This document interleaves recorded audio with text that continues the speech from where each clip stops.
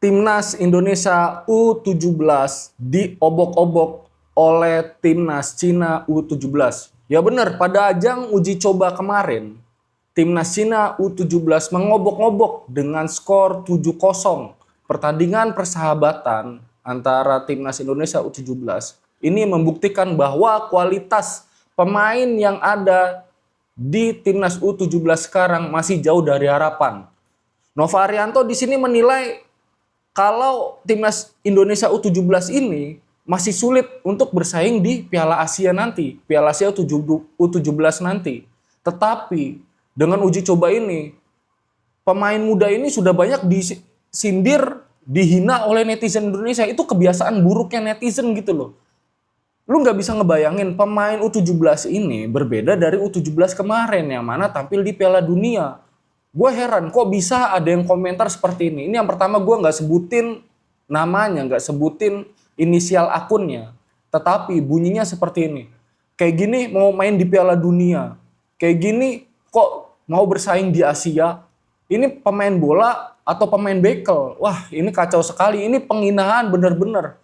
Ini yang menghina pemain U17 ini, apakah tahu mereka ini berbeda? Ini baru saja berkumpul, berbeda dengan yang dipegang Nova Arianto sebelumnya. Yang mana Nova Arianto ketika timnas ini akan bertanding melawan Cina, ini Nova Arianto langsung ditunjuk dadakan, yang mana Nova Arianto sedang fokus untuk timnas Indonesia U20. Ya benar, Nova Arianto ini tiba-tiba ditunjuk oleh PSSI untuk menukangi sementara timnas U17 sambil menunggu Kurniawan Dwi Yulianto yang akan menjadi kepala pelatih timnas U17. Jadi Nova Arianto ini tidak tahu komposisi pemainnya seperti apa, berbuatnya ini harus seperti apa gitu loh. Yang mana di sini Nova Arianto sendiri sampai menyoroti perbedaan level yang mencolok antara kompetisi domestik dan laga internasional sebagai pekerjaan rumah utamanya. Kekalahan ini memaksanya untuk meninjau ulang materi pemain yang ada saat ini. Tim hanya memiliki satu pemain diaspora, yaitu Nicholas Indra Mosun, yaitu pemain dari Rosberg Beki.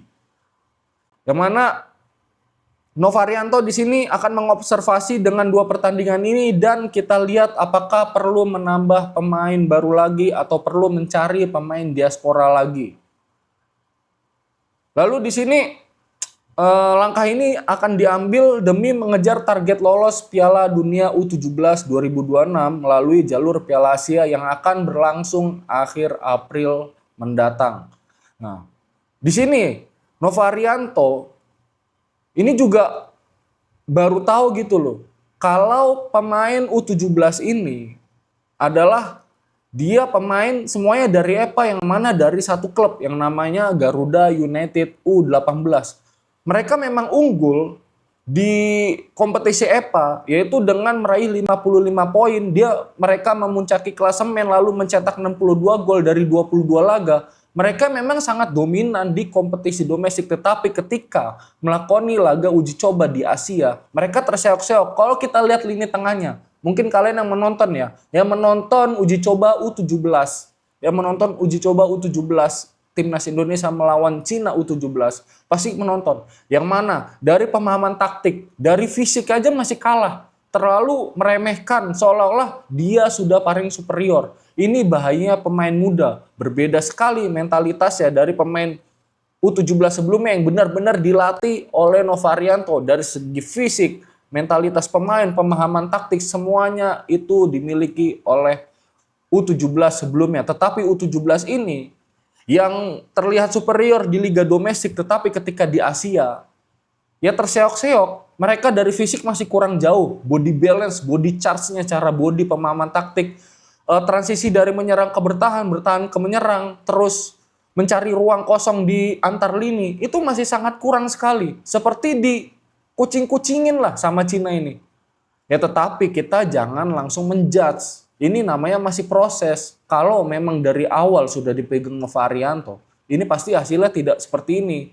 Karena Nova Arianto ditunjuk dadakan. Jadi tidak tahu nih pemain ini, kelebihan kekurangannya apa. Tetapi ketika Nova Arianto menerapkan taktik, pemahaman taktik seperti ini kepada pemain yang rata-rata bermain di Garuda United U18 ini, Mereka tidak bisa mengikuti arahan Novarianto, yang mana Novarianto ini sudah berpengalaman di Asia, sudah berpengalaman menjadi asisten Sintayong, yang mana permainan sepak bola Asia itu tidak banyak mendribling. Tetapi kemarin pemain U17 rata-rata masih ingin show off, masih ingin menunjukkan dirinya. Wah, ini sangat bahaya sekali. Permainan di Asia dengan di liga domestik itu sangat berbeda. Oke, di liga domestik ini masih bisa kita menggiring melewati 1-2, tetapi ketika bermain di kancah Asia atau Piala Dunia, ini semua sudah one two, umpan 1-2, bermain umpan 1-2, tidak banyak memegang bola, harus cepat berpikir bagaimana cara scanning. Ini yang harus dia pelajari oleh pemain U17 yang baru ini. Gitu loh. Umpan 1-2-nya masih jelek, masih banyak mengalami kesalahan. Ya kalau gua rasa gua harus memaklumi ini gitu loh. Kita semua sebagai penonton, pendukung timnas Indonesia, timnas muda ini, ya kita harus memaklumi karena berbeda dengan timnas U17 sebelumnya. Kita harus memaklumi, memberikan mereka waktu, memberikan ini menjadi pelajaran lah kekalahan dari Cina U17 ini. Semoga mereka menjadi pembelajaran, menjadi suntikan bahwa di Asia ini persaingannya benar-benar susah gitu, benar-benar sulit. Jadi biar mereka tuh tidak meremehkan. Ini benar juga Novarianto. Pemain yang ada harus bisa dimanfaatkan, tetapi tergantung juga pemainnya. Semua pemain yang ada dimanfaatkan, tetapi apakah bisa menerima taktik dari pelatih gitu loh. Percuma saja Novarianto menerapkan taktik dari bertahan ke menyerang, terus cara membangun serangan itu bagaimana dari belakang umpan 1-2, bagaimana menusuk ke area tengah, bagaimana melakukan gerakan tanpa bola. Itu yang akan diajarkan Novarianto setelah melihat kekurangan-kekurangan ini. Ya kita harus support terus gitu loh. Jangan netizen Indonesia tuh aduh bener-bener gitu loh. Maunya langsung sakdet saknyet gitu loh. Oh ini pemain timnas U17 jadi melihatnya mungkin nih netizen Indonesia ini melihatnya oh U17 kemarin ini bagus. Berarti bisa bersaing lagi nih di Asia, ini bisa menguasai. Ya itu makanya U17 itu sudah beranjak ke U20 sekarang dilatih Novarianto. Jadi Novarianto ini benar-benar membawa tim U17 yang kemarin ke 20. Semuanya ya dibawa oleh Novarianto. Tidak ada yang tersisa satupun di U17 yang sekarang. Gitu makanya butuh proses juga gitu loh. Pembentukan tim ini walaupun waktunya sudah deket, nanti April akan ada kualifikasi Piala Asia yang mana masuk semifinal atau masuk perempat final, gue lupa gitu. Yang mana nanti akan bermain di Piala Dunia U17. Dan ini sebaiknya pemain-pemain ini benar-benar membina fisiknya gitu loh.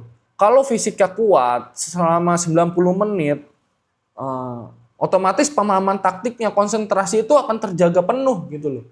Yang mana ini Piala Asia gitu loh bro. Piala Asia yang mana yang ditunggu-tunggu, banyak pemain yang ingin masuk ke timnas Indonesia U17, kalian yang sudah ditunjuk menjadi satu tim di Garuda United, lalu dipanggil semuanya ke timnas Indonesia, ya harus bisa membuktikan. Oke, mungkin pada saat pemilihan Garuda United, dia diambil dari terbaik-terbaiknya tiap klub junior diambil terbaik-terbaiknya, jadilah Garuda United. Dan gua rasa ini kesalahannya juga dari PSSI, yang mana ketika satu tim untuk timnas Indonesia dijadikan satu untuk bermain sebagai satu tim menjalani Liga EPA ini, Liga EPA kelompok umur ini, gua rasa ini bukan ide yang bagus. Karena apa? Mentalitas dia ya hanya bersaing di lokal. Kalau memang tetap disebar, oh ini ada Persija Junior, oh ini ada Persikabo Junior, oh ini ada di Persebaya Junior, ini satu-satu tetap berpisah seperti senior-senior gitu loh. Nanti ketika dipanggil timnas baru diambil mana yang terbaik. Ya ini mereka tidak ada saingannya lagi. Oh mereka udah nyaman nih dipanggil Garuda United dijadikan satu, ini akan bermain untuk timnas Indonesia U17. Ya mereka udah nyaman. Wah gue bakal bermain di timnas. Gue tidak perlu bersaing lagi. Hanya bersaing di 23 pemain ini atau 24 pemain ini. Gitu loh. Jadi tidak ada rasa bersaing untuk menjadi yang terbaik gitu loh. Tidak ada bersaing untuk menjadi yang terbaik. Ini sangat salah ini kalau gua rasa ini. dari pengurus PSSI menjadikan satu tim untuk bermain timnas Indonesia dan berlaga di EPA Garuda United. Ini sangat salah besar, kesalahan besar yang mana usia muda itu harus tetap berkompetisi di klubnya masing-masing, jangan dijadikan satu. Dan terlihat memang superior di liga lokal, yaitu di EPA kelompok umur, memang superior, tetapi ketika bertarung di Asia udah hancur semuanya, melempem. Apalagi yang biasa taktik di pelatih Garuda United orangnya bukan Novarianto, ketemu Novarianto yang mana didikan Sintayong, bekas asisten Sintayong, yang mana harus umpan 1-2, cara mengoper yang benar, dasar-dasar yang benar. Itu Novarianto sudah paham. Dan Novarianto sedikit kecewa ya dengan penampilan U17 ini. Ya walaupun ini baru sekali pertandingan dan diharapkan pemahaman taktik dari U17 ini, Novarianto diharapkan bisa benar-benar memanfaatkan pemain ini. Ya mau bagaimana lagi, nasi sudah menjadi bubur, tetapi kita harus support terus pemain muda ini. Karena ini menjadi salah satu pondasinya timnas Indonesia senior yang ada di sini ini. Walaupun nanti ketika bermain senior hanya terpilih 1 atau 2, ya tetapi pondasinya tetap dari U17 ini. Oke, jadi itu saja dari Progresif Football, pembahasan tentang timnas Indonesia U17 melawan Cina, bagaimana cara perkembangan pemainnya, bagaimana cara permainannya. Jangan lupa sebarkan video ini ke teman-teman kalian dan jangan lupa juga bantu subscribe, like, dan share video ini. Dan jangan lupa juga nyalakan notifikasinya karena membantu perkembangan channel Progresif Football ini. Gua harapkan kalian subscribe, terus nanti sampai 10.000 subscriber akan gua undi hadiahnya mendapatkan 500.000 siapa dari subscriber gua Iqbal dari Progresif Football, dan ciao.